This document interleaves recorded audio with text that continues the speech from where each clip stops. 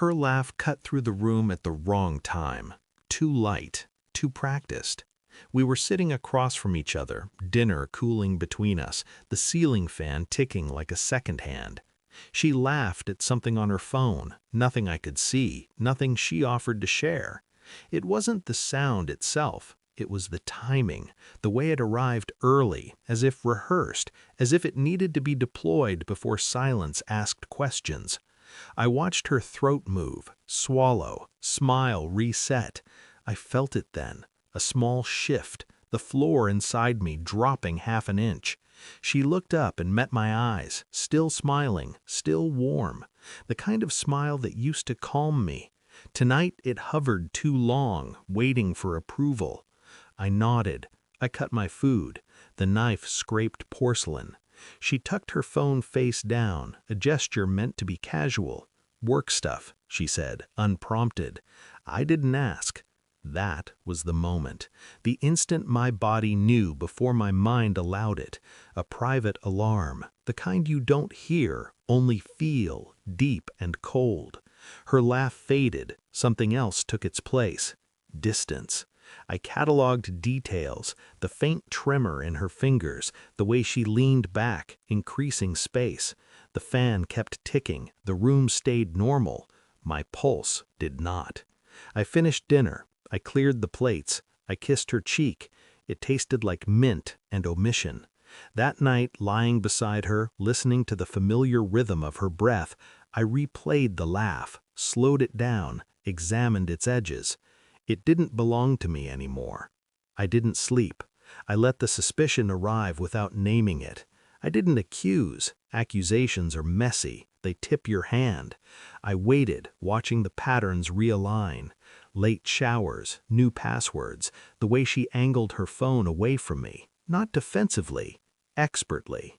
She still said my name the same way. That was the cruelest part.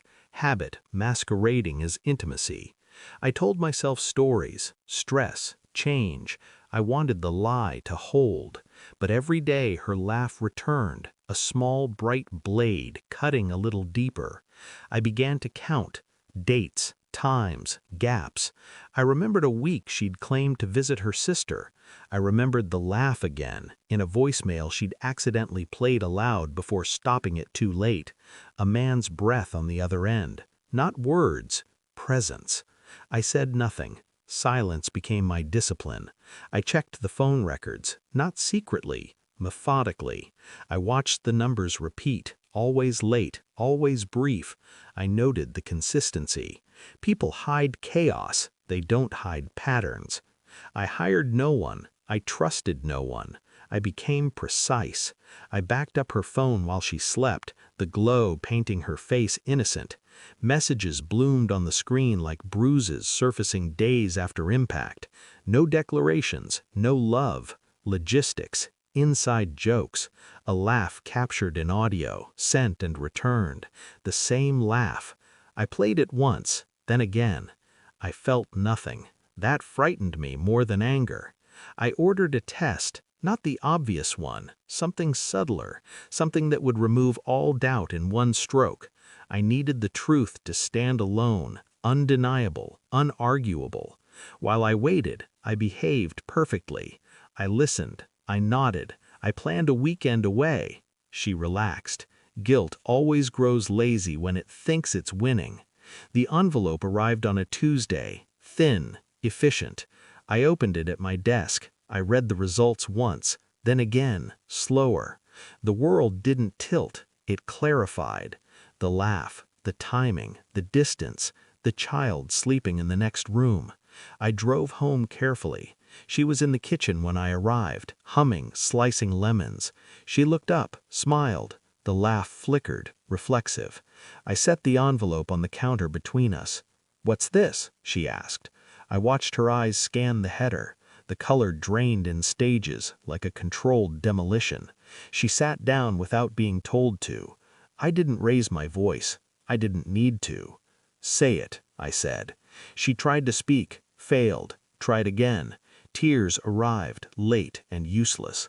I didn't plan. I held up a hand. She stopped. The truth filled the room, heavy and final. She folded inward, apologizing to the floor, to the past, to a future she had already burned. I stayed still. I let her break against my silence. I had already made my move. I slid my phone across the counter. A single message on the screen. A meeting scheduled. A name she recognized. A time already past. Her head snapped up. "You told him?" she whispered. "I told the truth," I said. "Exactly once." She understood then. The loss of control, the exposure. The laugh had traveled farther than she intended. I packed that night, not angrily, deliberately. I kissed the child's forehead and felt a grief without ownership. I left the house keys on the table. At the door she said my name, the old way. It didn't reach me. Outside, the air was clean, empty. I walked away lighter, not because it hurt less, but because I was done carrying what was